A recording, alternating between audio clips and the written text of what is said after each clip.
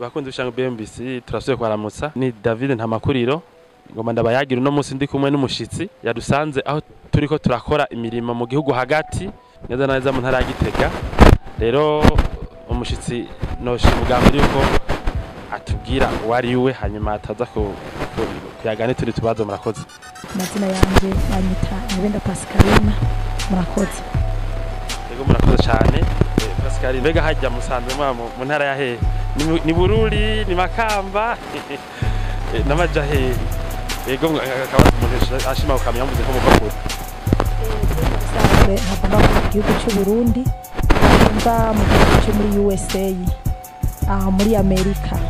Rero niyo mpamvu bitashobokeye kugera hano kubera ko niyo mpamvu yatumye ntashobora kugera hano hantu, ariko uyu munsi bibaye byiza kwerekana nanjye ndabyishimiye ko nongeye kuhagera mu gihugu cyacu, igihugu cy'amavukiro. Ndishimye cyane gose. Yego barakoze cyane.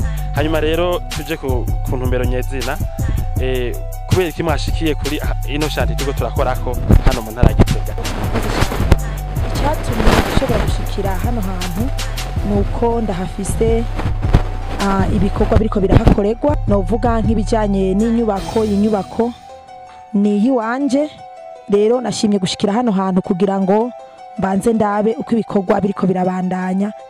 Murakoze cyane. None ibikorwa nkora bidushinza ce nk'umwaka oya kufatanga tuvugana hashige kinaka hanyuma mwakora bitanguye.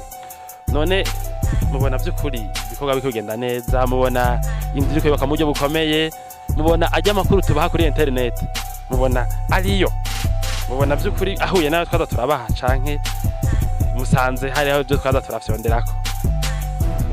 Murakoze cyane. Je novuga nti mu busanzwe ivyo mbonye, kuko abarundi baravuga bati inkuru mbarirano irutwa niyo wiboneye. Mu busanzwe ivyo mwatubwira kuri internet n'ivyo mbonye n'amaso yiwanje ku by'ukuri birahuye cyane, birahuye nta tandukano na rimwe ririmwo. Ni ibintu byiza cyane gose. Nasanze kweri ivyo mukora witegereje ukaraba kabisa, ntabwo ari ububeshi, n'ibintu birukuri, novuga ukuri nyakuri. Murakoze. Murakoze cyane cyane ko uko vuze uti inkuru mbarirano irutwa niyo yiyumviye. Abantu benshi babiteze ko ibintu byogenda neza gusa ariko babishinze nk'umuntu nyene nk'umenjenire wo muhira, ariko mwege muravuga muti naho twabonane kuri internet amakuru yose magiye maraduha nayukuri. None umva ari mwashika hari ayo muryango muzobwira yuko utariko uvomera mukiva sivyo? Ego murakoze cyane. Mu busanzwe nkuko nabivuze ati inkuru mbarirano yitwa niyo wiboneye. Ivyo mbonye kwe ni byiza cyane gose. Ntabwo turiko turavomera mu kivu, nosaba n'abantu bazoshobora kubabona kuri internet cyangwa se ku mitandao itandukanye kuri za Facebook n'ahandi, afise igikorwa ashobora kubaha.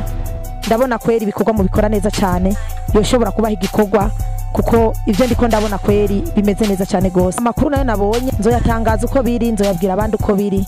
Ni byiza cyane gose, kandi nokangurira n'abandi bantu boba bafise umugambi wo kubakisha amazu uko bokwiturira ishira hamwe ikabubakira, kuko mbona bakora ibikorwa neza cyane gose. Murakoze cyane. Hanyuma nanje no kwibutsa kundusha mu BMBC yuko Pascaline twabonaniye kuri internet, hanyuma tumaze kuvugana aratubaza ibibazo turamwishura, yumvise bitonze neza, baradushinze umugambi.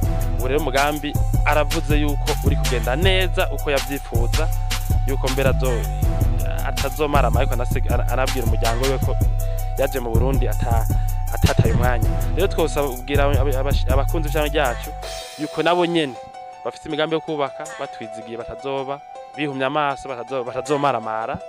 Yego murakoze n'ivyo nshaka kubabwira.